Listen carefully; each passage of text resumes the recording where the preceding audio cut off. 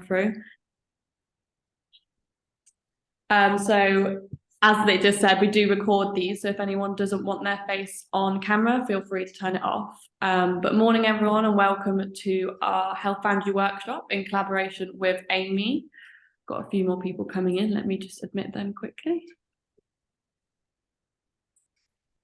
Firstly, happy World Menopause Day, and as you know, this is the theme of today's workshop, so with that in mind, I will pass over to Amy now. Thank you so much. Okay, let's see, I'm just going to make sure my view is all good.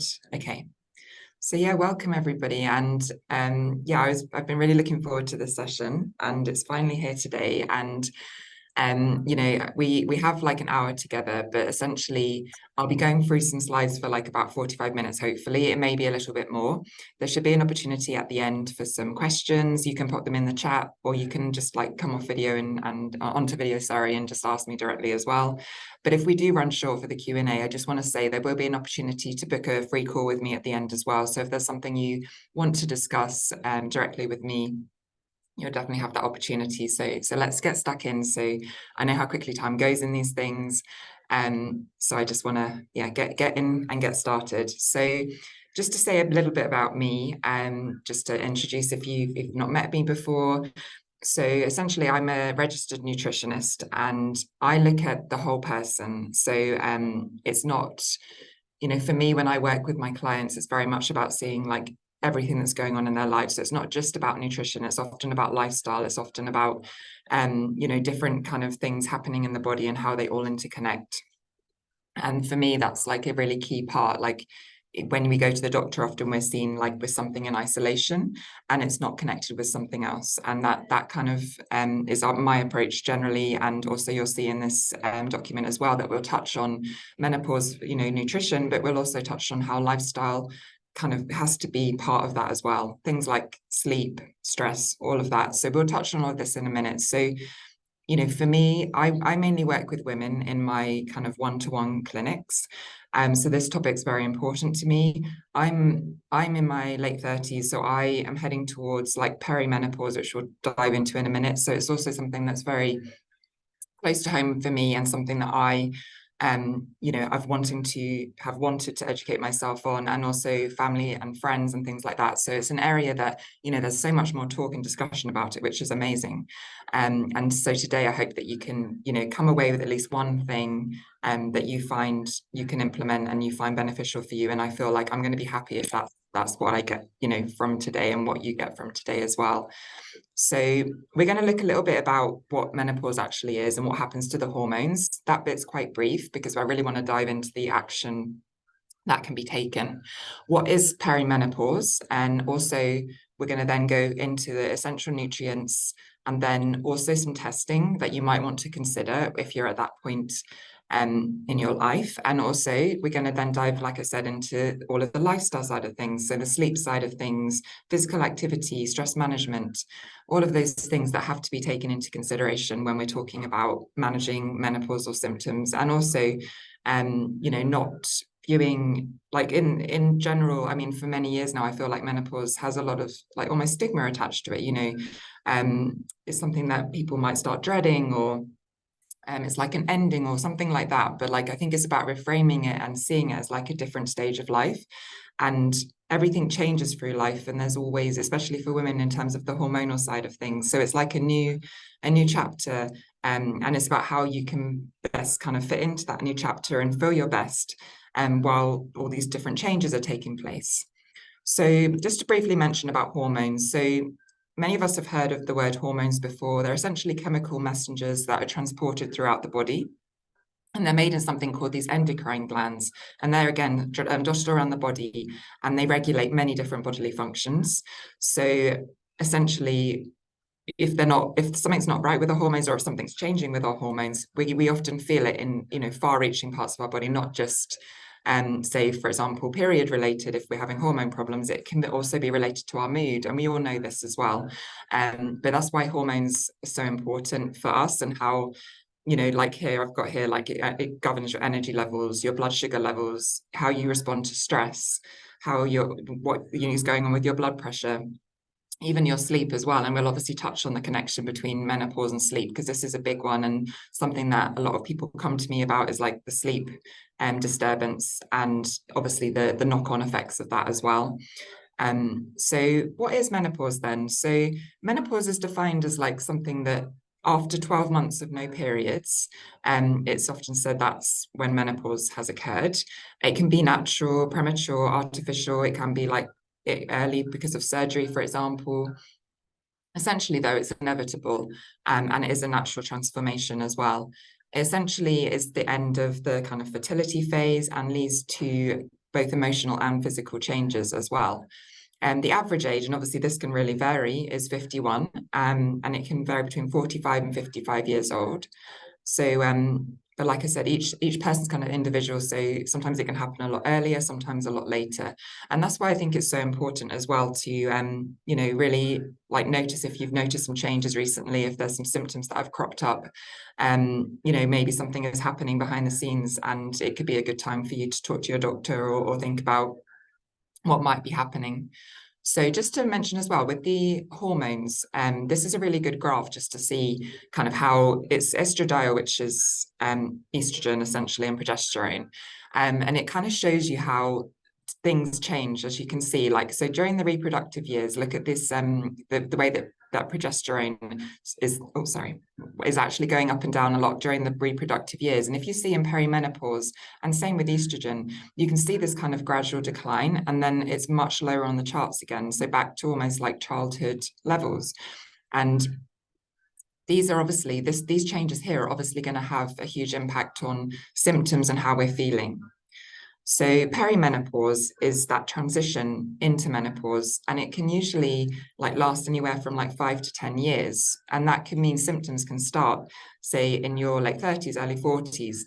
And that's something I think that was never really clearly communicated until very recently. And I definitely think as a like a younger woman, I often thought that menopause is like a kind of quicker thing. I didn't think that there would be symptoms appearing 10 years before, up to 10 years before. And I think it's very important to raise awareness around this, just so that people know that if there are symptoms that are coming up, that it's perfectly natural to notice them, and then like look into them. Because I think many people might wait for several years with symptoms that they think, oh, I'm just tired, I'm just getting a bit older, but actually something might be happening with the hormones as well.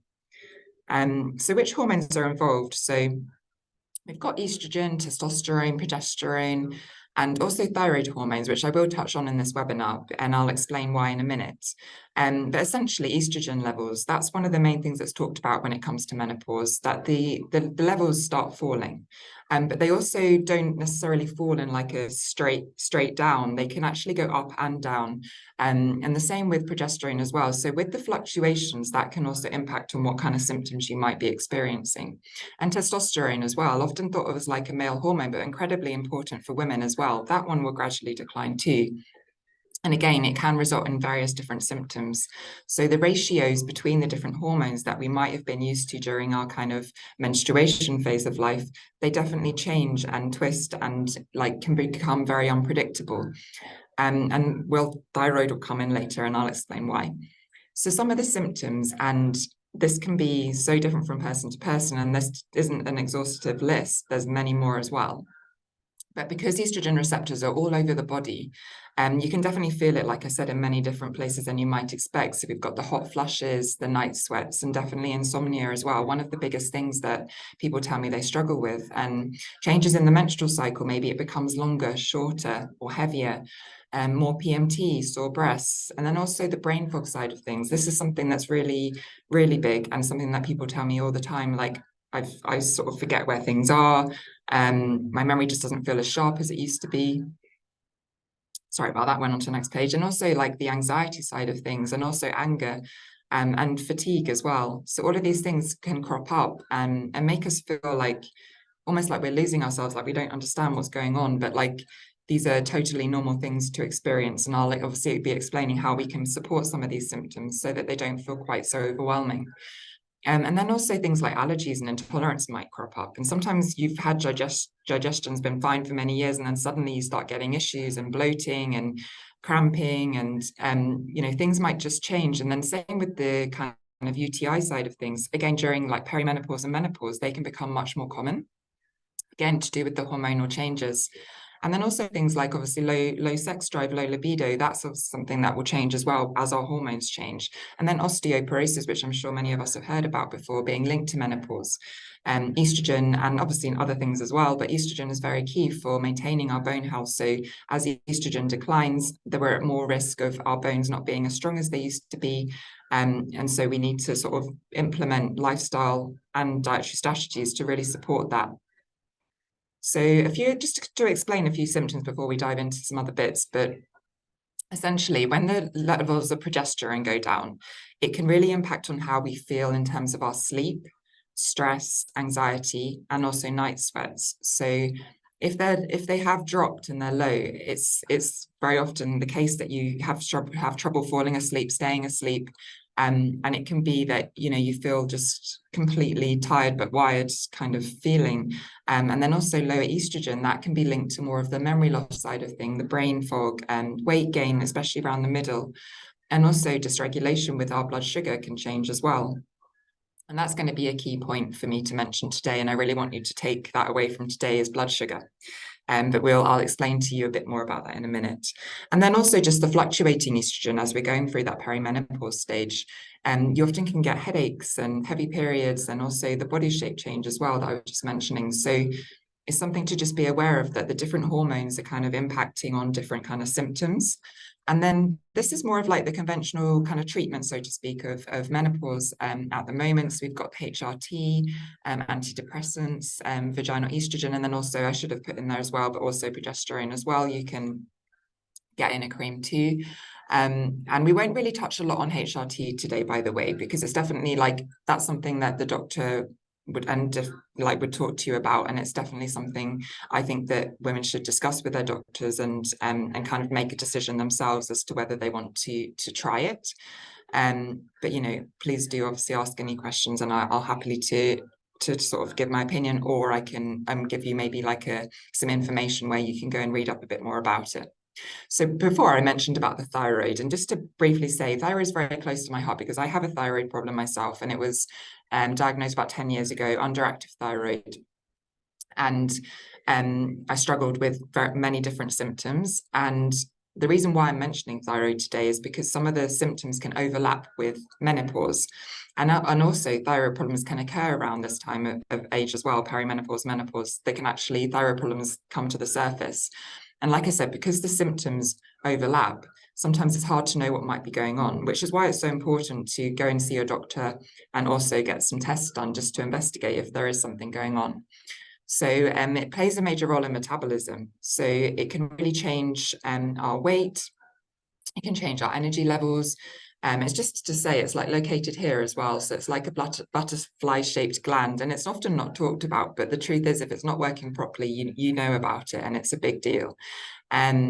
So it can become under or overactive, and underactive is far more common, and that's what I have. And it can take up to 4 to 5 years to diagnose as well. So it's definitely something to keep on your radar in terms of the symptoms, which I'll just briefly mention here. So we've got the weight gain without changing what you eat, feeling fatigued, the low mood, the brain fog as well can come into play here. And also feeling cold, that's quite common. And also just the slower movements and thoughts, which I think something I definitely struggled with, and constipation as well. And sometimes I think it takes so long for it to be diagnosed, and also like the lines get blurred between menopause and thyroid problems, is because a lot of people say, as we get older, we're like, oh, it's normal to feel tired, and I have a lot going on at the moment. It's just part of aging. And also some of the symptoms overlap with each other. So again, we're just kind of like, oh, it must just be a menopausal thing, but actually it might be a thyroid thing. And also the symptoms develop slowly over time. So it's not like an overnight thing where you suddenly feel like the symptoms. It definitely crept up on me. So I think I just wanted to say that, if you're thinking about your kind of transition into perimenopause and menopause, definitely think about the thyroid and what kind of impact that might be having as well. And if it's something that runs in your family, just to say, if your parents or your siblings have had or have thyroid problems, there's a chance it could run in the family as well. So it's definitely something to have on your radar, and it's something that I'm quite passionate about raising awareness around as well. So how do we support our hormones during this stage then? So We're going to talk a bit more obviously about individual kind of foods and what kind of benefits they have, but we really need to think about not just the foods, but how we're actually processing those foods, so that we have to think about our liver, we have to think about our digestion as well.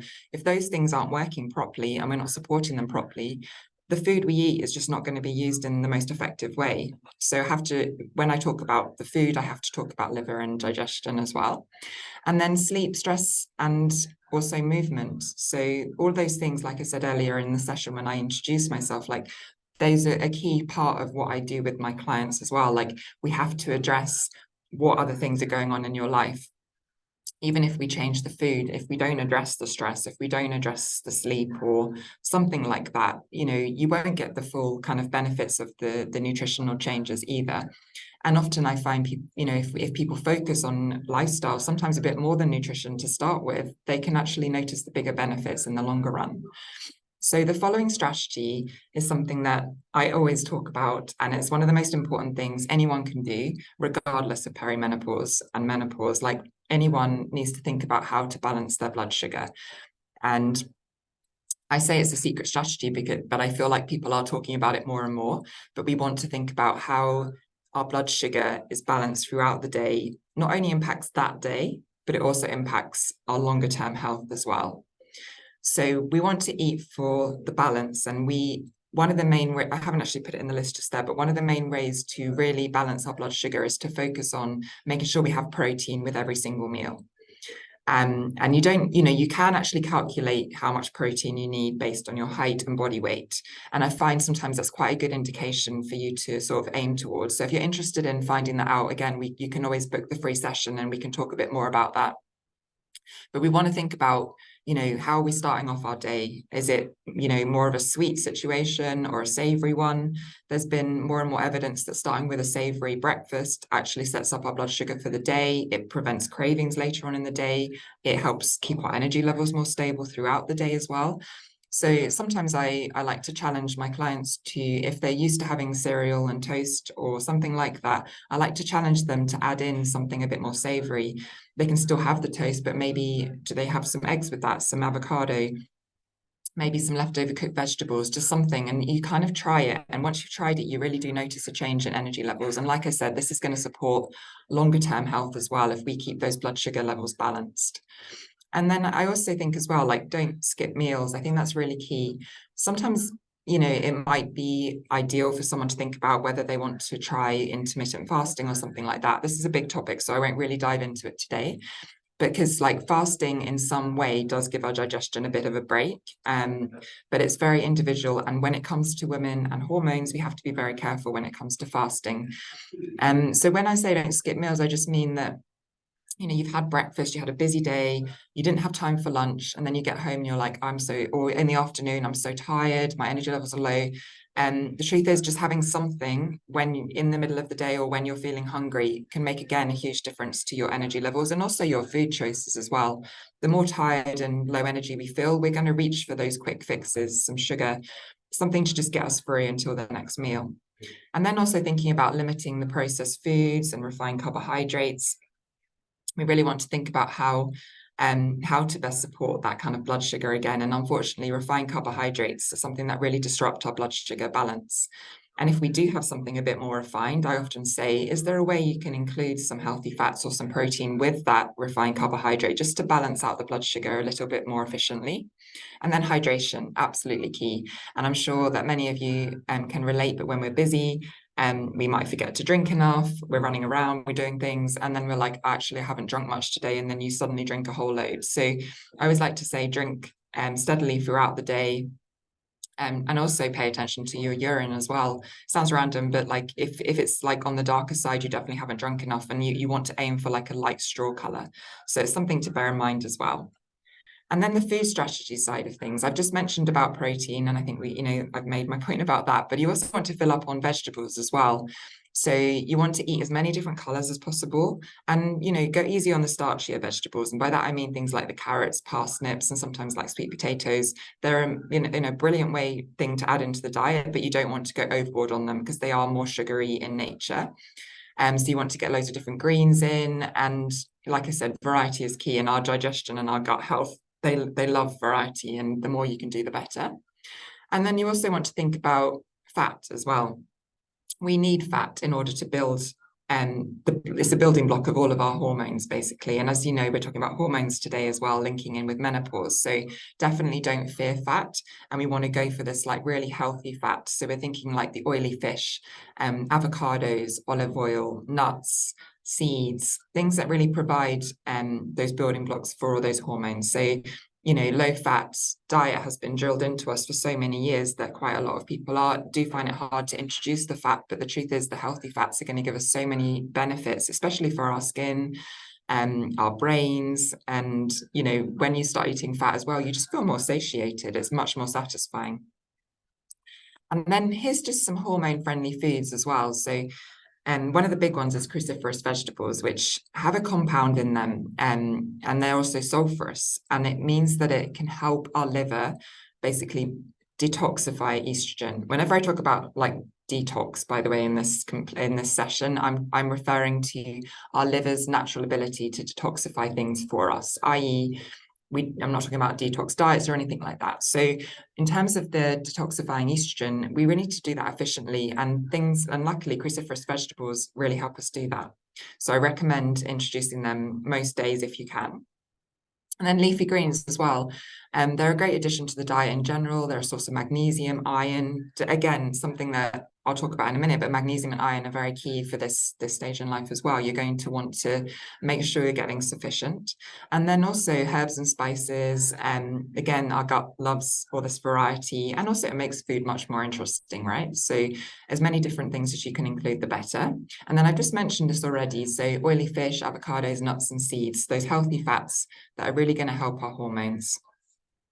So in terms of phytoestrogens, so I don't know if you've heard of these before, but essentially they're known as like weak plant sources of estrogens, and they've been seen to either replicate or counteract the effect of estrogen. And so that's why sometimes they're linked into, like, if someone's talking about, say, hormonal balance, or they're talking about nutrition for hormones, quite often phytoestrogens will come up in conversation. And they're found in things like soybeans, lentils, other beans, legumes, chickpeas, tofu, so that's like soy products, miso, tempeh, flax seeds as well. And flax seeds for me is one of the biggest hormone heroes. I basically encourage all of, like, most of my women clients, obviously depends on the individual, to try and incorporate them into their diet. And they're really cheap, easy to use. And I will give you a quick tip with flax seeds as well. If you do have them, I recommend that you buy them whole, and then you blend them like on a weekly basis and put them in a glass jar in the fridge. If you buy pre-blended flax seeds, unfortunately, once they've been, like, you know, extracted, the oils in them start to deteriorate, and especially as soon as you open up the packet. So if you can, buy the whole seeds. They're also labeled flax seeds, linseed, same thing. And then do the grinding. I do it every Sunday night. I just grind a whole bunch, put it into a glass jar, ready for the week. And I put 1 to 2 tablespoons in, either with breakfast or a smoothie, or scatter it on a yogurt. I mean, it doesn't taste of much, to be honest. And it's really something that I personally found benefited me, and I encourage other people to try it as well. And then also phytoestrogens are found in loads of different veggies there. So you've got the carrots, fennel, onion, garlic, and then the cruciferous vegetables that I was just mentioning as well. So there's definitely lots of sources to get these phytoestrogens in. And I know some people are apprehensive about the tofu side of things. And again, that's something to discuss, like, on an individual basis. But if you are going to buy tofu, and tempeh as well, which is basically like a fermented tofu, I really do recommend that you look for organic where possible. Tofu is often known to be like genetically modified, more common in the US likely, but still, if you can, look for an organic version of that, I would say. And I briefly just mentioned about how the iron levels are important, and especially true if you're having heavier periods, for example, during the perimenopause. It's very good to get your iron levels checked through a blood test. And generally, when they test iron, you always want to make sure that they include ferritin. And this is that ferritin is the iron store, so how our body's storing the iron. And that can be a really good indication of how things are going, rather than them testing, because there's different markers for iron and sometimes they test different things. But really, if you check your ferritin, it's a really good indication. And that I found personally, the range is quite wide for iron stores. And even if you're not officially deficient, you can be on the lower end and having iron deficiency symptoms. So it's definitely something to pay attention to as well. And you want to look out for low iron symptoms like fatigue, dizziness, low mood, and hair loss. Again, you can see how there's crossover there with perimenopause and menopause. You really want to think about what might be causing these symptoms that you're having. And the only way you can know that is to do some testing, which I'll talk about in a minute. And then if you're vegetarian as well, can be harder to kind of get as much iron in your diet, but you can still do it for sure. So you want to be thinking about, can I eat that with a vitamin C food source to help with the absorption of the iron?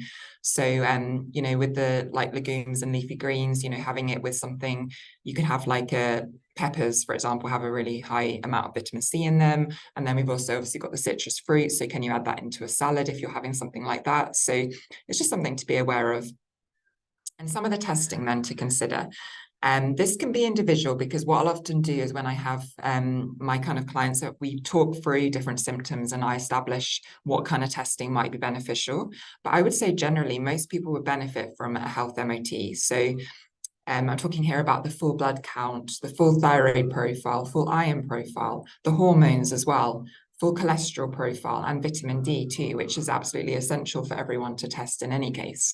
I would say though, when I say full blood count and I say full thyroid profile, the reason I say this is because different GPs will test for different things. Like you might say, I want to test my thyroid, and they might test like one marker related to it. Or I want to test my iron, again, one marker.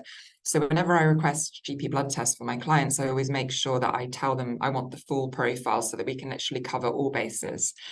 And then I think one thing just to bear in mind, blood tests are a snapshot in time. So yes, they give us really useful information, but it's not everything. And it's like, we have to bear in mind that, you know, if it's taken at a different time of the day, a different week even, things can fluctuate, which is why it's important, if you do identify something on a blood test, to have another test, you know, in a couple of months' time, or maybe the doctor will retest sooner depending on what might have been flagged.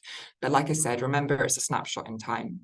And then I talk about some functional testing. So this is stuff that we wouldn't get through the GP. And this can provide really, really valuable information when it comes to health in general, obviously, but like specifically in terms of perimenopause and menopause. There's something called a Dutch test, which is based on urine samples, and it helps to show how the hormones are being metabolized. And that can provide really key information in terms of how to kind of manage the perimenopause and menopause stage, what kind of tweaks and changes need to be made. So that one is one of my favorite tests to do when it comes to this stage in life. And then also stool testing can be quite key as well. If someone is experiencing digestive problems and there's indications that it might be worth getting it tested and seeing how the microbiome, i.e. the gut health, is doing. And then fatty acid testing. So that looks at, like, I'm sure you've heard of omega-3, but it looks at like the omega-3 to the omega-6 balance, which can often be off kilter in our modern lives. And then we're also looking at cortisol and melatonin. These are two very key hormones that I always like to link on to my Dutch test, actually, and there is an option to include them.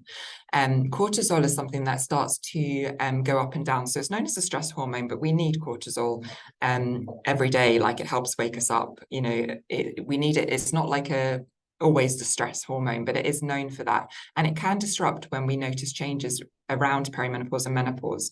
It can start kind of fluctuating, and you know, that can lead into lack of sleep, for example, can really increase the cortisol levels.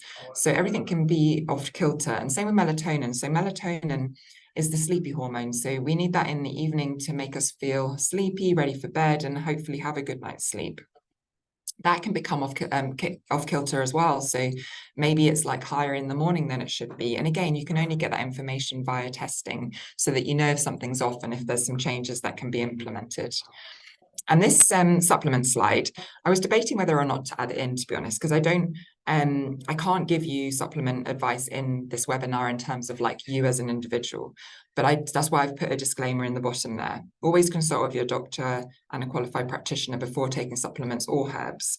I'm not a herbal practitioner. I don't do that in my clinic. I might make recommendations, but they have to, the client has to research that and decide that for themselves.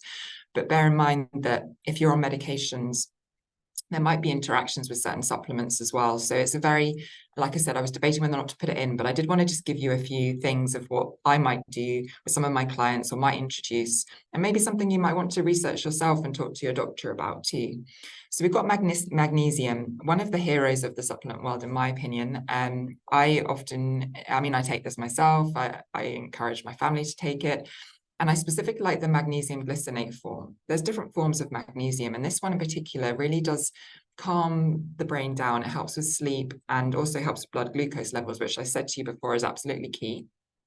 And then we're also thinking about omega-3 fatty acids, so the fish oils, which you can get through oily fish in your diet as well, but just to say, you know, there are options for supplementation out there as well. And then bone health as well. Like I said, osteoporosis is something that is often mentioned around this stage. So we want to be making sure we take vitamin D and K2 together. K2 helps with the absorption. And also we want to know what levels are we starting with as well, which is why I said testing is so key. Sometimes with supplements, people are taking them and they don't know if they actually need them or how much they need of them. B complex is great for PMS in general, but also stress management. And sometimes if levels are low, if you can really like up some of those levels, it can really make a huge impact on how you feel. And then also things like red clover, sage, vitamin C and E have been linked to like hot flushes management, and then also something known as adaptogens, which they talked about more and more. I don't know how many of you have heard of them, but essentially it's meant to help our bodies adapt to stress. And ashwagandha is one of the biggest ones that I talked about, rhodiola. But again, please be cautious with those because it might interact with certain things you're already taking. So I wouldn't recommend just like seeing someone talking about it online, buying it and taking it. I really want to reiterate that it's important that you check first. And then things like lemon balm and L-theanine, they're known as like the calming side of things. So I hope you see that some of these supplements can be a real great addition to other changes that are implemented just to really support the whole system and give you that extra kind of something that might be necessary, like especially if you are running low in something as well. And just to say about vitamin D, we're running into the winter now. And that's definitely now is a good time to check your vitamin D levels regardless. You know, it's linked into immunity, mood, so many different things. So if you can get your vitamin D levels checked and see if you will, most likely you will need to take a supplement during the winter months. So I said it before about the liver, like we can't talk about nutrition and benefits of nutrition without talking about liver and digestion. So the liver is there essentially to regulate the balance of the sex hormones, the thyroid hormones, cortisone, which is from cortisol, the hormone I was just talking about, and also other adrenal hormones. It effectively works to detoxify things, it breaks things down, and it helps our body to remove excess hormones or spent hormones from our body. And if it isn't working properly, you might experience some symptoms. So if, yeah, like I said, if the liver's not working, you might have hormones out of balance, fatigue. I won't label them all, but like digestion problems as well, because the stomach and the gut is really closely linked to how the liver's working. Frequent headaches as well. And even if you've noticed some changes to like sensitivity to things, like something that never bothered you before, suddenly you feel like you're reacting to, and also muscle aches and pains and other inflammatory conditions as well. So it can easily become overburdened, and we'll talk about this in a minute, why and how. But we really need to support the liver's detox process. So we do this by, you know, ensuring there's various different things we can do. So we want to be passing stools at least once a day for one, because you imagine if we're basically got those hormones, the liver's processed them, they want to get rid of them, they're done with.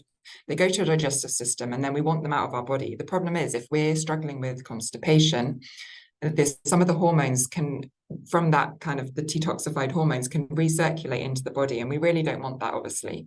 So we need to be thinking about how can we encourage the stools every day? Is there something we can change either in our diet? Are we having enough fiber, enough water?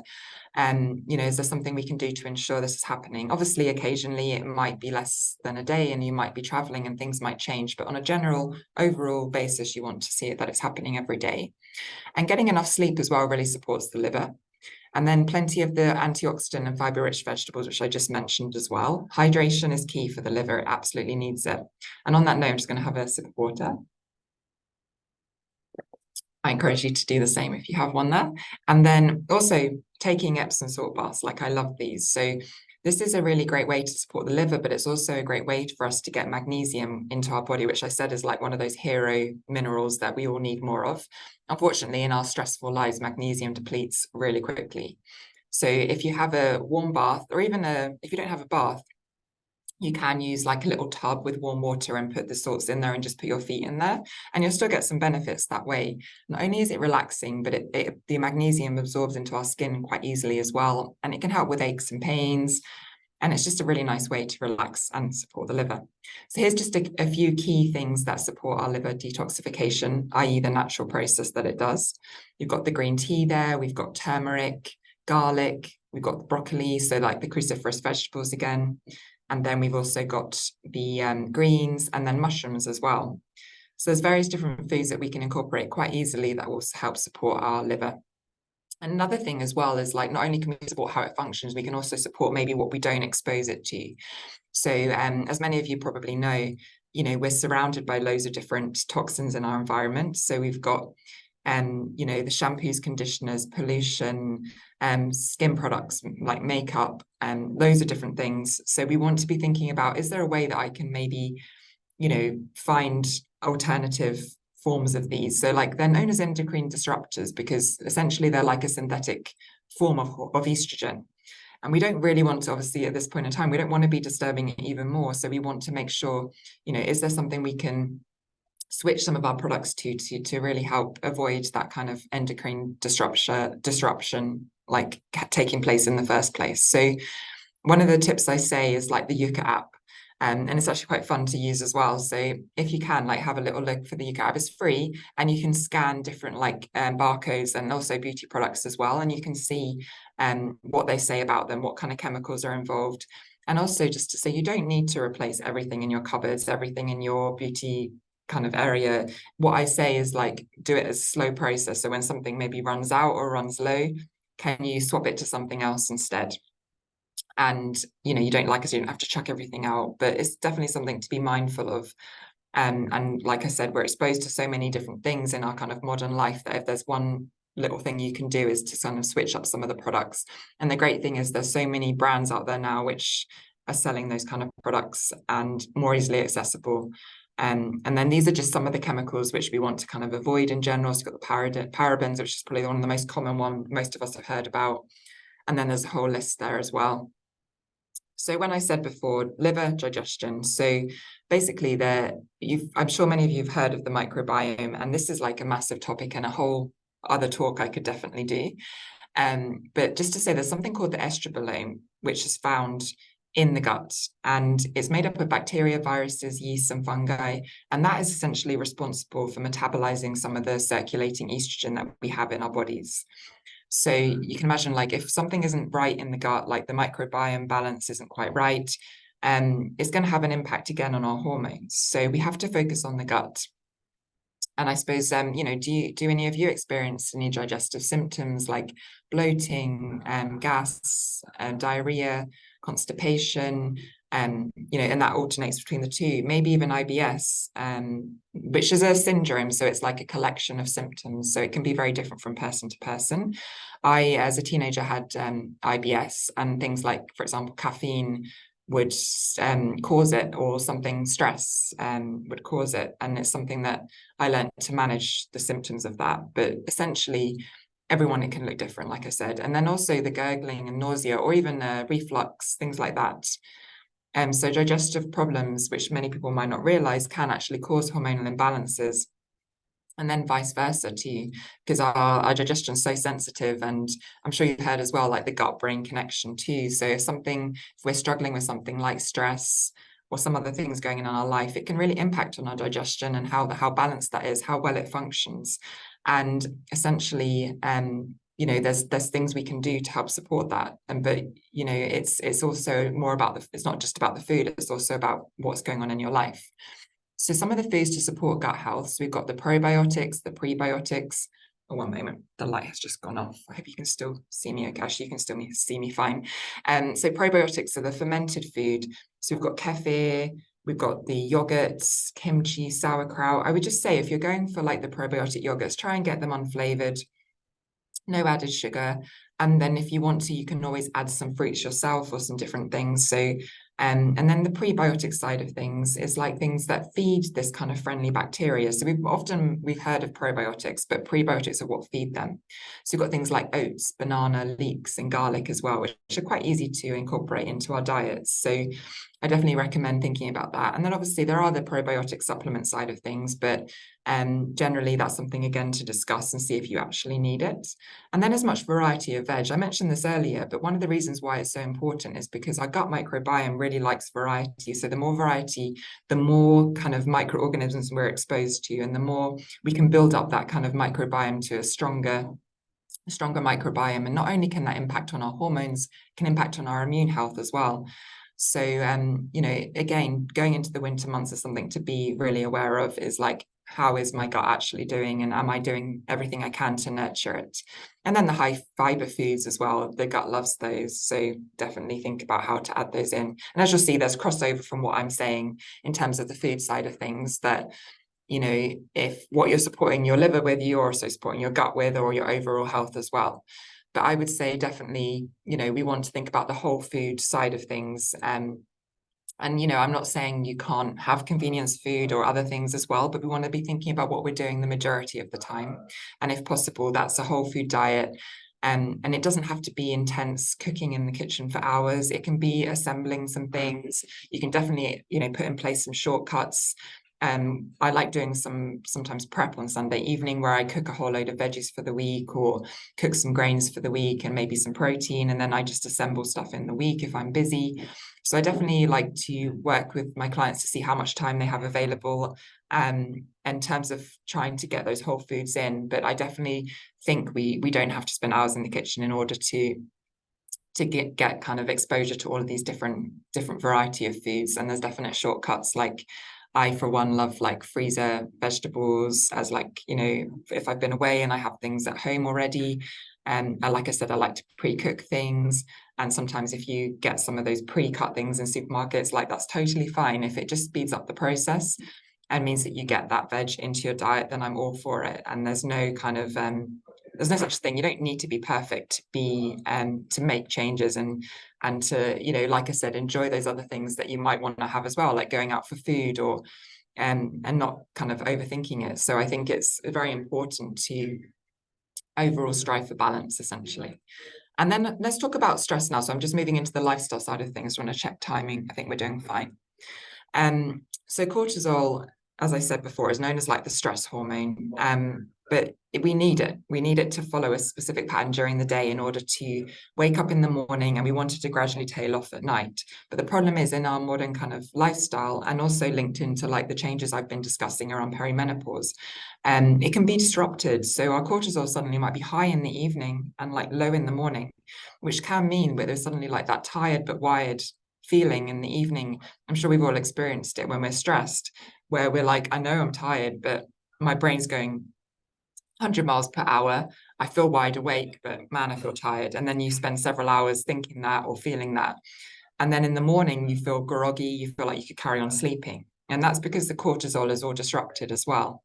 So estrogen affects how our body deals with stress too. So you can imagine, if things are changing with estrogen, it's going to impact on our stress resilience. So something that never used to stress us out before, suddenly we're like, oh, that's really, really is bothering me. I'm finding it hard to deal with. So if you have noticed some change in like your stress resilience, that's completely normal, and actually one of the most common symptoms as well.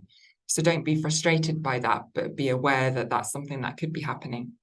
And the thing is as well, with high levels of stress, for example, if we've got like a lot going on in our personal lives, a very busy job, it can actually block progesterone as well, leading to estrogen being more dominant. So it affects like the ratio essentially.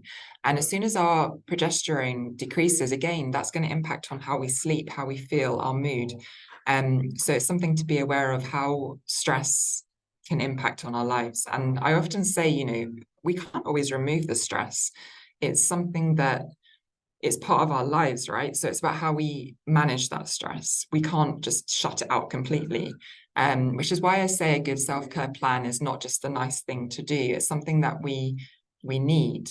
And it doesn't have to, again, mean I need to pamper myself for 2 hours. It means I need to do this. You know, it can be as simple as I need 5-10 minutes just to do a guided meditation, or I need 5-10 minutes just to walk around the block and just take some time out just for myself.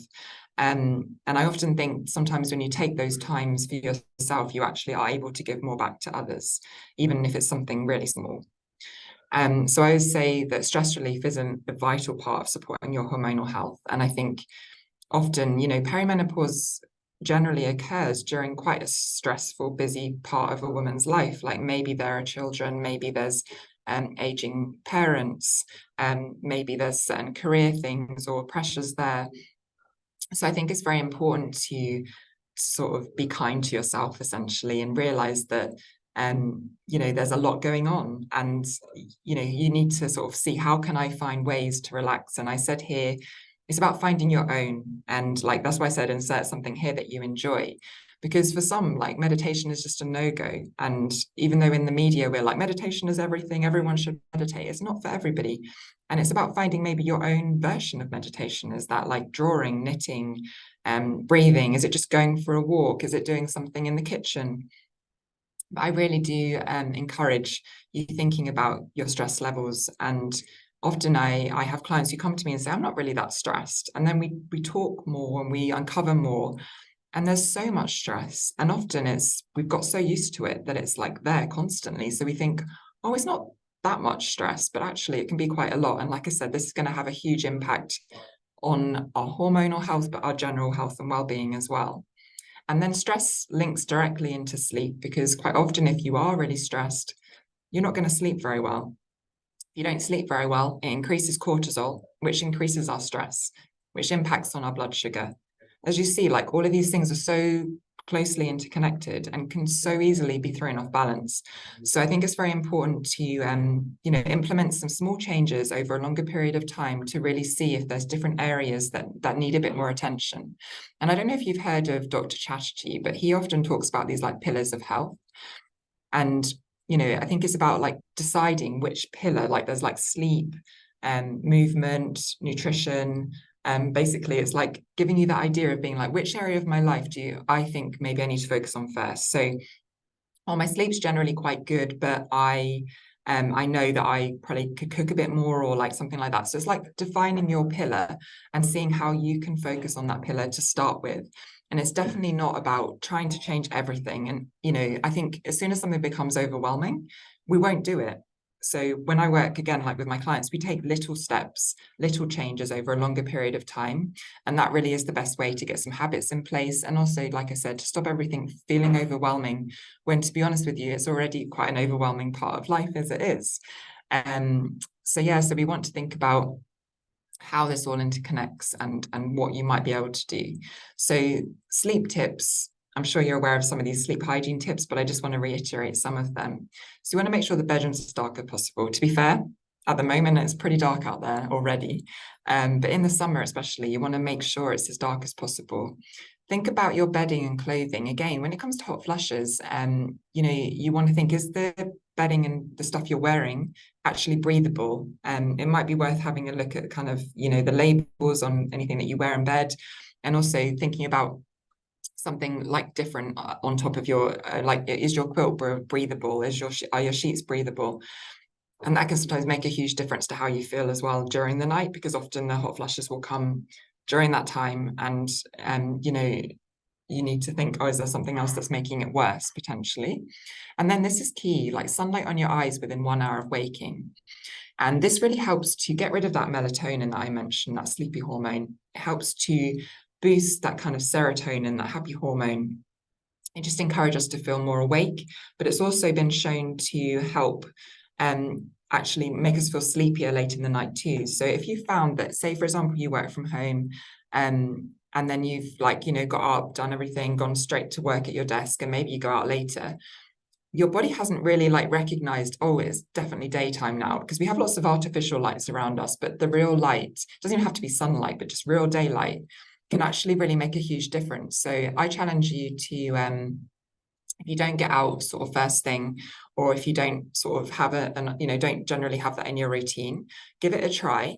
and you will notice a difference. Like it can really, honestly, and over time it can really help with the sleep-wake cycle, like I was mentioning. And there's even like people saying as well, you know, watch the sun set too. This helps, you know, increase the melatonin that I talked about. So we want to be going back to nature almost and thinking about how can we support this most natural thing that our bodies are built to do, but we've actually disrupted it by having electronic devices, not getting outside of our houses, not spending much time in nature. So it's about kind of like thinking, is there something I could do to bring some of that back and see if it actually makes a difference for me? And when you go to bed as well, like, is there a way for you to sort of transition into that kind of sleep and relaxation side? I think there's some really good like guided meditation and breathing things that you can do, but also just taking 10 deep, slow breaths with your eyes closed can really, really help, I find, to just wind down a bit, especially if you've had a very, very busy day. And now I'm just going to touch on the exercise side of things, and we're near the end now, by the way, so we should have time for some questions. So exercise, like too little and too much is just, you know, just as bad as each other, if you like. When we over exercise it, especially for women, it can really like cause problems with our hormones. We under exercise, obviously, we're not getting any health benefits from that movement. Our moods can be lower, so it can impact on both our physical and mental health. So, you know, it's not just the sex hormone side of things, it is definitely an overall, you know, mood boost. But I want to say as well, like it's very individual, a bit like I was saying with the relaxation techniques. You want to think about what works for you, your body, your capabilities. And it's not about doing what you think everyone else is doing, or I should be doing this, I should be doing that. But here's just some little tips of what kind of things you might find beneficial. So we've got the resistance training side of things. It can be weights, lifting weights and things, but it can also be using your body weight as resistance as well. Resistance bands at home. I'm actually a big fan of like YouTube, free workouts on YouTube. And I've got some like dumbbells at home that I do like a dumbbell workout, or like I said, resistant bands as well. There's some great workouts on there too. You can find like 10-minute ones, 15-minute ones, 30-minute ones. And I think it's so important for us at any stage in life, but particularly going into perimenopause, we really want to support that bone health. So we need to put those muscles under tension in order to do that. So some kind of resistance training, I would say, is going to be really important. Pilates as well, for example. And then yoga is great for stress relief, but also core strength as well. Walking, easy on the joints, and also great for the heart. And something that, you know, you can, even 10 minutes of walking is going to be beneficial for us. And then also, if you're short on time, maybe look into the HIIT, high intensity interval training workouts. Again, loads on YouTube, loads for free. The idea is that it's intense, so you don't have to exercise as long. But I would say just err on the side of caution in terms of how often you do it. Some people have come to me and said, I do it every day. And I'm like, no, you don't need to do that with HIIT. And actually, it puts a lot of stress on the body. I would say if you're feeling quite stressed anyway, in general, don't do HIIT, because it's just going to stress your body out even more and then cause even more disruptions. So I always say, like, listen to your body, do kind of what feels good. If you just want a gentle walk, do the gentle walk, and don't put yourself through like an intense workout just because you think, oh, that's going to be good. Truth is, when hormones are changing and, you know, you want to support that as much as possible, doing something your body doesn't want to do is just going to probably make things worse. So I would say, just as a kind of summary, you might want to talk to your doctor if you're struggling. Well, I would encourage it, to be honest, but always look for someone who kind of specializes in that area. And also, you know, if you have visited GP and you feel like you weren't heard, I would say ask if you can talk to somebody else. Like, there has to, you know, like give it more than one chance, just so that you make sure that you're heard as well. Look into investigating any other problems. Tracking your symptoms as well can really help just give an idea if things are changing. Is there different fluctuations? Tracking your period, is it longer, shorter, heavier? And then focusing on these things I've just mentioned: blood sugar balance, stress management, sleep hygiene. Remember, we're all unique, so individual approaches, you know, are going to be key here. What works for someone might not work for somebody else. So we've already talked about this. So those are just the final thoughts there. Just a little quote from Oprah Winfrey, which I thought was a really nice way to end it. So many women I've talked to see menopause as an ending, but I discovered this as a moment to reinvent yourself after years of focusing on the needs of everyone else. It's your opportunity to get clear about what matters for you, and then pursue that with all your energy, time, and talent. And as I said before, if you want to book your own little free call, no obligations. And actually, the whole point of this call is that you go away with something useful for you as well. So I only talk about my packages and working with me towards the end if you actually want to talk about that. So I encourage you to follow that QR code and book a call with me, and I'd love to see you. And then also this QR code just takes you to my website as well. So you're welcome to get in touch. And I hope, I'm just going to stop my share now. There we go. I hope that everyone found that useful. I'm sorry I've run up pretty much to the end there. That's fine. I think you've got one question in the chat actually, if you want to have a little look. Oh yeah, sure. Oh, okay. Oh yeah, the flaxseed. I would say yes. I think it's best to grind them personally, but I do like the fact that you soaked them. That really helps, like in terms of the digestion and the benefits from them. If you're not able to grind them, I still say that's better than not having any at all. But what I use is this like little coffee bean grinder. I think I might, where did I get that from? I might got it from Amazon or something. But anyway, it's pretty cheap, and I do it that way. But like definitely soaking is also a good way to do it. But if you can grind them up, I'd say.